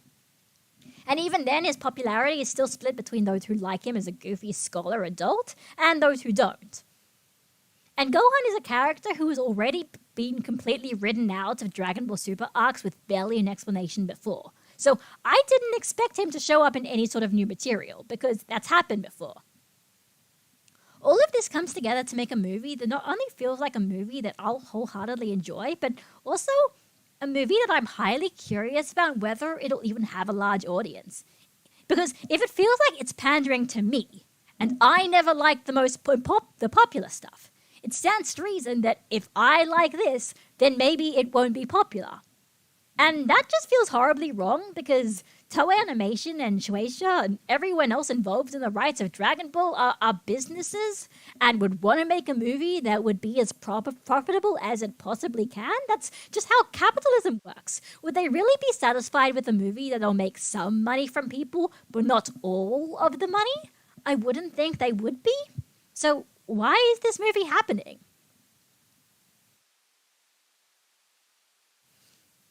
Is Dragon Ball profitable enough that they can take risks without losing too much profit? Are they trying to expand the franchise to appeal to a wider audience this time? Is this movie less expensive to make than the Broly movie, so then they don't need as big of a profit to break even? Or do they just not feel like they can top the Broly movie in terms of spectacle and raw DBZ hype action, so they felt the only way they could follow it up was by going in a completely different direction? Now, that last point is actually confirmed to be a factor. Akio Ioku mentioned it in interviews. It had certainly explained why this movie is being done in CGI, which I actually don't have much of an opinion on, but that's obviously not the only reason you make for such an expensive creative decision that will affect basically how much money it makes. So as this movie gets closer and closer to release, my mind is still left in a state of slight confusion.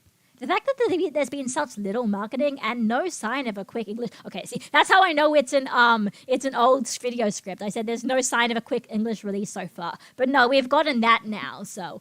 But at the very least, since there's been such little marketing, it doesn't help that I'm still a bit confused about it. I definitely want this movie to be enjoyable. I don't expect it to rock my socks off, and I don't think it's even trying to tell people that that's what it's intending to do. I think it's going to be a fun little Dragon Ball movie with maybe some tropes that irritate me, but overall a direction I'll enjoy. And I'm especially curious to see how well it does in the box office and the merchandise. I want to know how many fans like me are out there. How many other people wanted a movie like this? Is the Dragon Ball fan base wider than I thought, or are the ones who loved Broly just as willing to go to a film about a slightly different kind of Dragon Ball? If anything, superhero sounds like an experiment. An experiment in art styles, an experiment in marketing, and maybe an experiment for a Dragon Ball movie in a post-pandemic world. But especially an experiment in exactly what Dragon Ball's appeal is.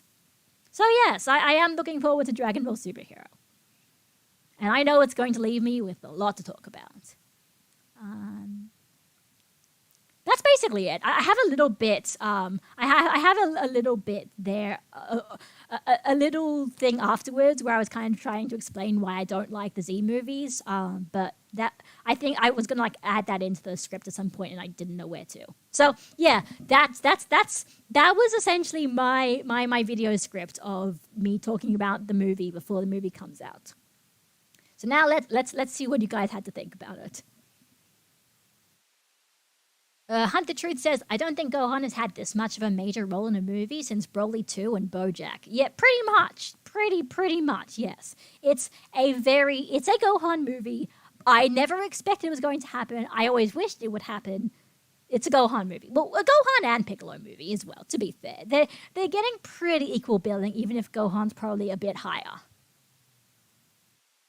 Ultimate Gohan's still stronger than SSJ Goku at the end of the Buu saga. Listen, Gohan will be as strong as Gohan needs to be. Heck, even same as Piccolo.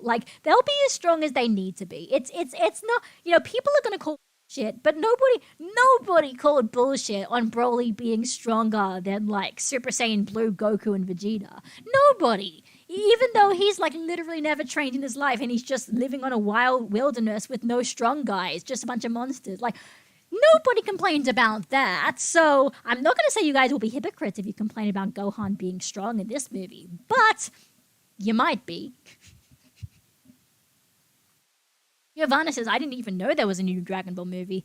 Yeah, well, I'll say when it gets closer to release in America and all those other places, there'll probably be a bit more advertising. Right now, it's leading up to its Japanese release, so it's fair enough, right? And also, a Gohan movie doesn't reach the Twitter trending page the same way that Broly does, so.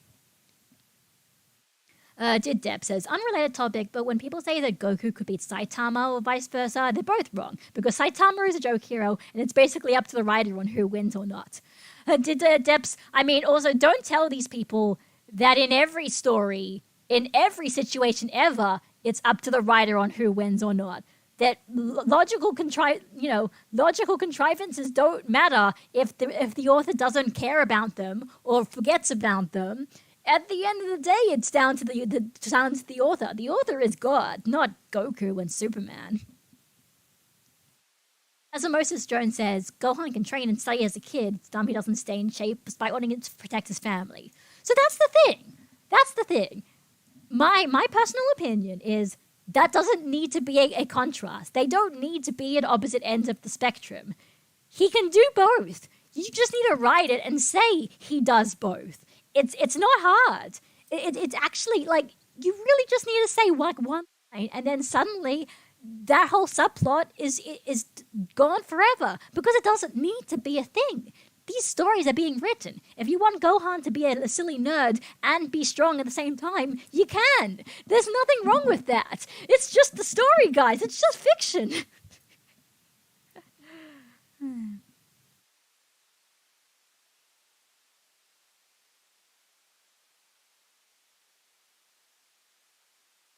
Francis goes like, it's happening to have for the return of Cell, perhaps with a new look for toys and video games.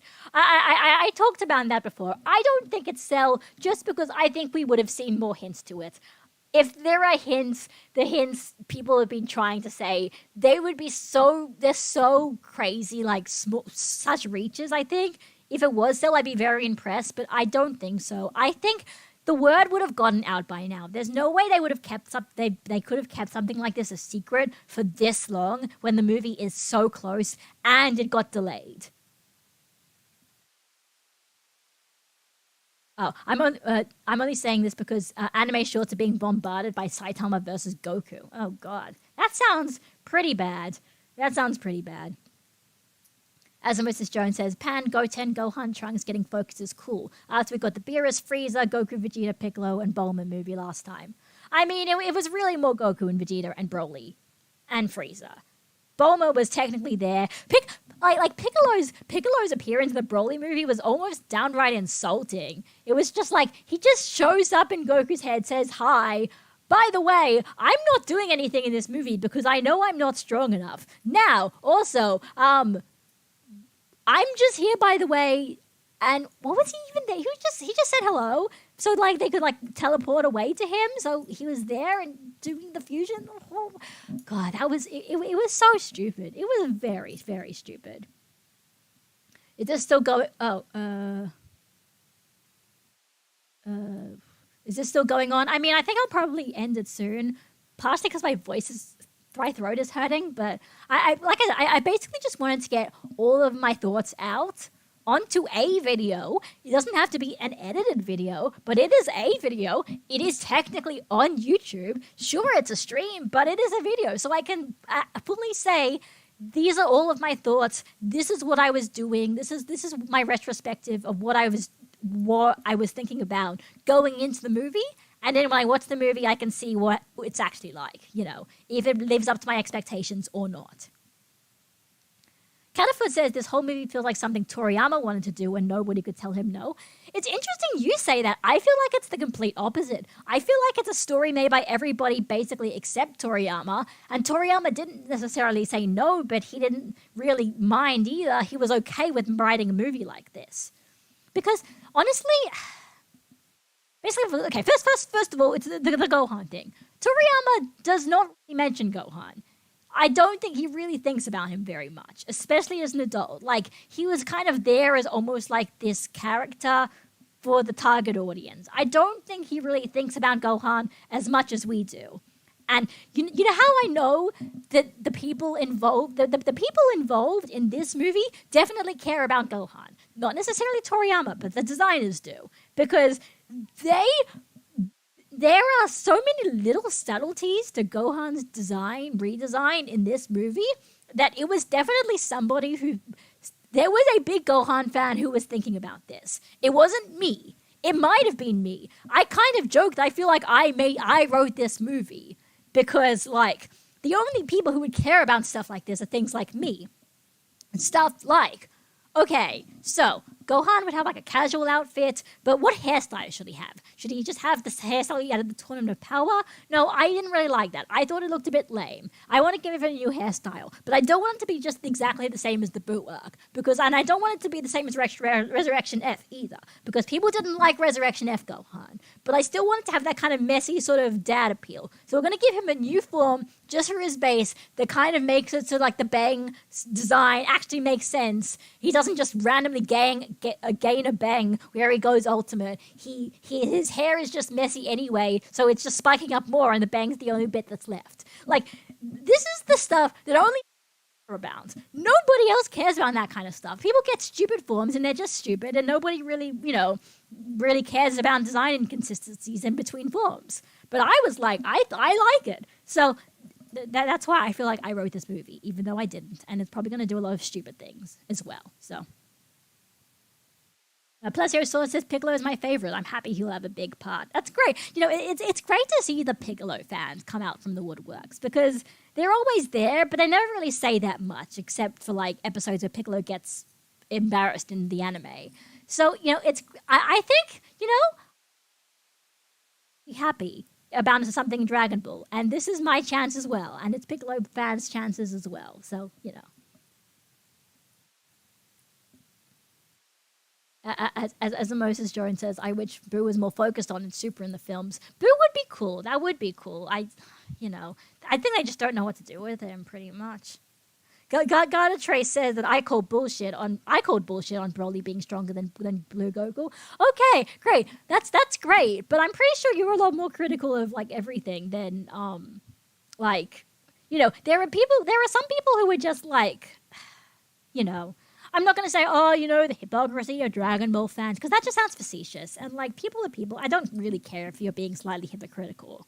Like, I'm not going to call you out for it. But, there are some people who are like, on the one hand, Gohan can't fight because there's no way he could catch up to Goku and Vegeta because they've done more training than him. But at the same time, they didn't bat an eyelid of the idea that, like, Broly has more potential than everybody, even though he's like an old man who's just been sitting around in the wastelands for all his life, and there's no reason as to why he would have all that potential. He just does, and nobody complains about that. It's just double standards, really. And then, so Hunter Truth says, do you think it's a total arsepull if they reveal Cell to be the final villain? Oh, just... I would just think it's boring. I would just find it boring. I wouldn't really call it an arsepull. I just think it's, like, anything could be justified enough that it's not an arsepull. I just wouldn't find it very interesting. He says, hey, Gabby says, say my name. What is it? Andor Chadas? Andor Chad as... Andor Cut. Like, I have no idea where that name starts and begins. So it could be anything. Oh, hey, look, Spambot. But I can do this again. I got that one quickly. Right. There we go. That's gone. Okay, so these happen more often, so I need to pay attention to chat more often.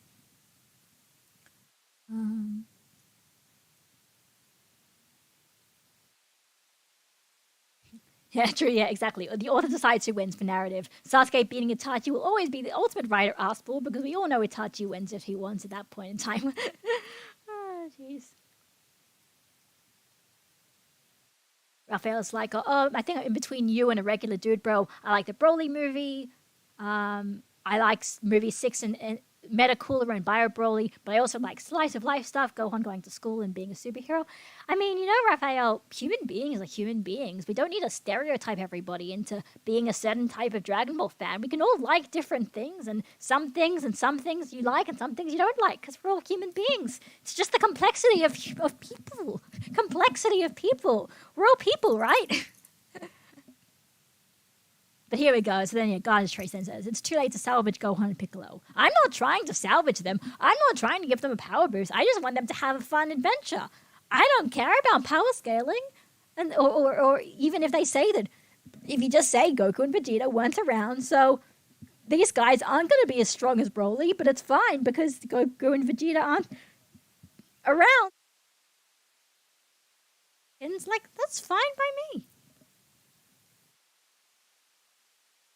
Why would Piccolo get involved? So he can become irrelevant vertically or horizontal? I don't know what you mean by that, but whoops. But yeah, exactly. Daniel Casano says, I feel like Gohan, Goten, and Piccolo and Trunks are fighting something new. They look like they're struggling. They're also hinting at something at the end where the giant machine opens up and something comes out. The only thing I think that's interesting about that scene is that Gohan's Super Saiyan there. And we know Super Saiyan is like half is like not strong form, not strongest form. Ultimate is strongest form. We know that that's the case because they showed off Super Saiyan first and they showed off Ultimate later, which makes me think Ultimate is going to show up later into the movie. And it's like more of a climax thing. So I don't know if it is like a Gohan is like, it's near the end of the movie and Gohan is tired and that's why like he can't keep up Ultimate or something. I don't know. Like they're going to do the form cycling nonsense and I think it's stupid, but I'm accepting it because I know that's just what they do. So I don't know if it's because of that or if it is just like actually earlier on in the movie and that's why he's not Ultimate yet. That's my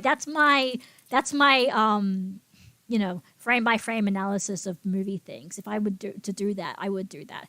I would have maybe like opened up everyone does the deep dive into movies. I would just be repeating what other people are saying, even if I haven't been paying attention to what they're saying.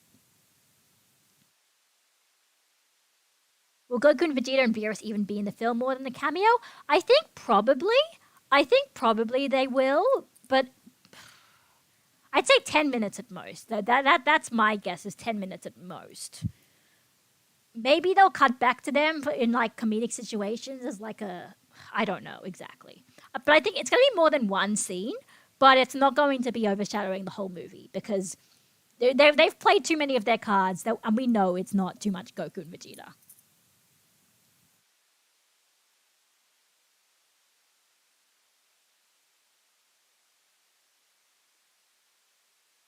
Like Catafruit says, I just feel like the comedic slice of life tone, focus on the Red Ribbon Army aspects come from him. Gohan is an outlier as part of Toriyama. Its interest goes, maybe he felt like throwing him a bone. Yeah, that would make sense. Yeah, the comedic stuff, yes, and focus on Red Ribbon Army actually maybe as well. Just because he sort of rewrote everything in a way that makes me think that it is kind of like Toriyama because he kind of like he didn't remember what the Red Ribbon Army actually were. He just remembered he wrote a thing called the Red Ribbon Army and they were an evil organization or something. So he just kind of like collectively decided to not really care about what he wrote before and just sort of made a sort of new version of it. That's my thought, that it would make a Toriyama. Like all the jokes about people with big hair and people who are short, and it's Toriyama. That's not something that Toei can... It's not something that Toei would write. They wouldn't write in gag characters. Only Toriyama does. Except for like very different kind of gag characters.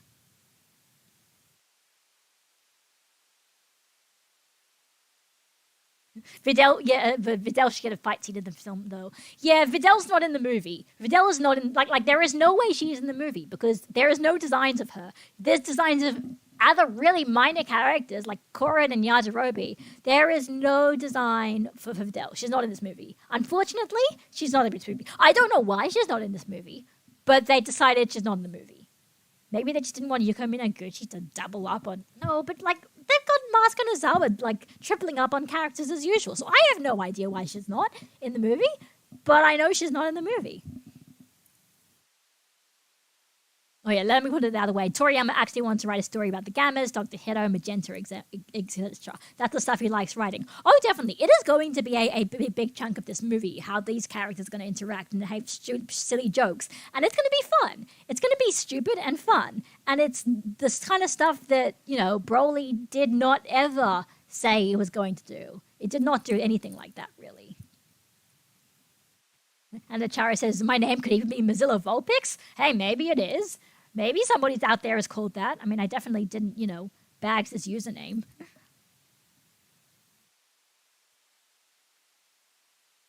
Raphael says, CG puts me off a bit. I hope it's fun. I would never be against a story that focus on Gohan Piccolo. Maybe one time when Hell freezes over, it'll be tension time in the spotlight. Also, the one other issue around Tenshinhan is how his, Japanese voice actor died quite a few years ago, and now it's I know his name, Is it Hikaru Midori Kawa? I think it's Hikaru Midori Kawa. I think it is Hikaru. I don't know. Anyway, so it's maybe that's sort of why it's also like they're kind of not really sure. They don't really have like the original Tenshinhan back again. But I mean, also Mr. Satan's voice actor also died a few years ago, unfortunately as well. So how about a scene where Videl teaches Chi-Chi how to fly, use ki with Pan? It should be trash if Videl's in the movie. I wish she was. I just think there's no reason why we wouldn't have seen her design for her if she was in the movie, because they show every other character. They're not going to hide it, you know. It's just that. Yeah, some say it's 21 in the machine. I like her. I don't think it is. Like I said, I don't think it's 21 either. Just because we would have seen like her in the merchandise if she was there, and she's not. Videl fought Super Saiyan Broly in the 90s. Very progressive. That was so weird, though. It was like, I mean, 90s Toei like has to take like 5 steps back for everything it did to Pan and GT. So I can't really say it was progressive, but yeah, you know. Most creative name says, "I'm here for the fun jokes. I'm not here for new forms. I just don't care if Gohan gets a new form. I don't think he will." Because, heck, you know what? You know why I know he won't? He won't? Because they've already made a big deal out of Piccolo getting one. And if Gohan also got one, they would have mentioned it at some point. So I don't think he does. I think Ultimate is going to be treated like it's semi-new, even though us in the Tournament of Power kind of got used to it. But besides that, he's not going to. That's my thoughts. Anyway, I'm probably going to head off soon. Has it been like, it's getting close to 2 hours, so, and my throat is hurt, and I want to have something to eat. So I'll leave it open for any last questions, any last whatever things about anything, Q&A, AMA, whatever, and then we'll probably sign it off soon. Antachara says, "Can you speak any other languages?"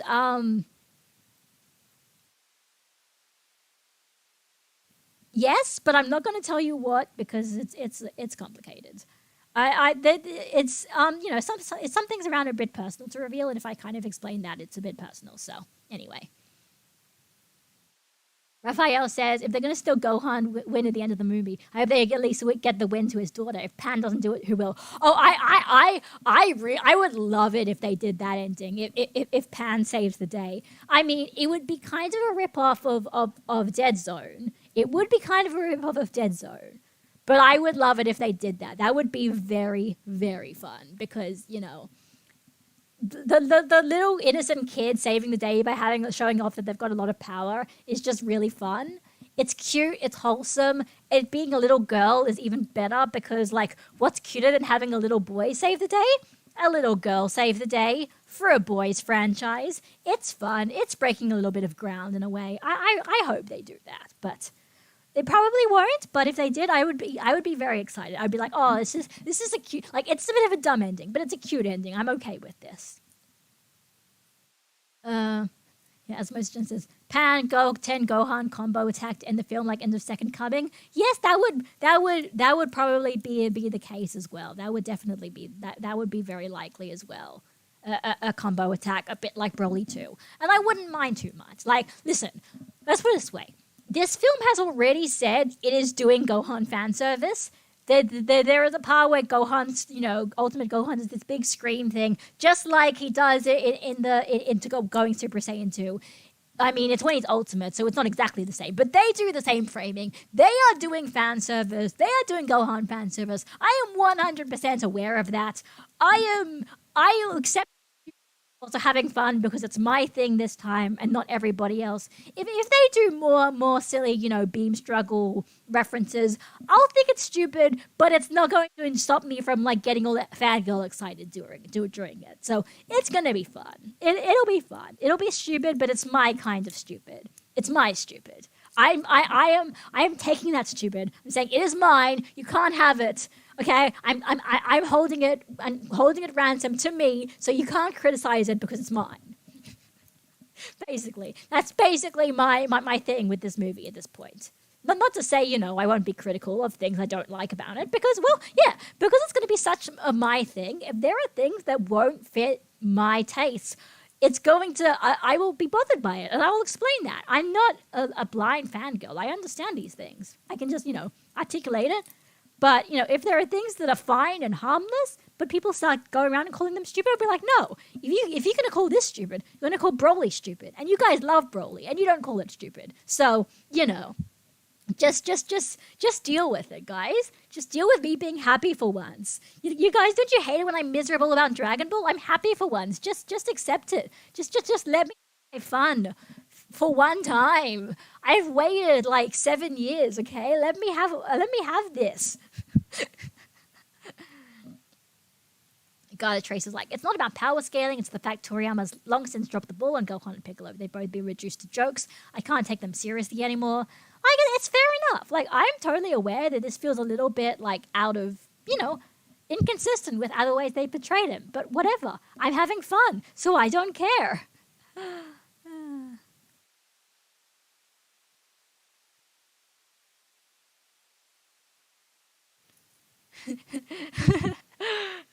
Yeah. So yeah. This is my thing. Okay. I'm having fun. And I'm excited for this movie. I definitely am. Like I said, it's not going to blow my mind. It's not going to be the greatest thing that ever happened to Dragon Ball. But it is going to be my thing that happened to Dragon Ball. That happened for me. You know that, I think it's a Junji Ito comic of the, this is my hole. It was made for me. That's me and this movie. It was made for me. It's mine. So I'm going to have a lot of fun. I'm going to have a lot of fun in talking about it. And when I finally get to see it and all that kind of stuff, I think I'm gonna have a lot to say. Whether I make a proper scripted scripted video about it, I hope I do that, because that should be good, Gabby. Make a scripted video. Scripted videos make you proud when you go and you watch them again. Anyway, meanwhile, you guys are talking about Pan's age. Oh, GT did some weird shit. Yeah, it did some FBI open up. Oh, definitely. GT did a lot of weird shit. But anyway, so everyone, I guess I'll probably sign out here. Everybody, thanks for coming. I basically just said I needed to say something. I needed to do this, and if people are also here at the same time, I need to talk about it to people, and because I can't talk into, like, just saying it by myself is weird. I'm gonna go crazy. So this is basically a big discussion with my fans. Also means all you guys on YouTube to know that I exist still, and I still think about Dragon Ball. It's just, I just like talk about it on Twitter or a Discord server, and like, because videos are hard, and I'm a perfectionist. I'm not a perfectionist, but I have high standards for my YouTube content, so I don't really, spend that much time in terms of,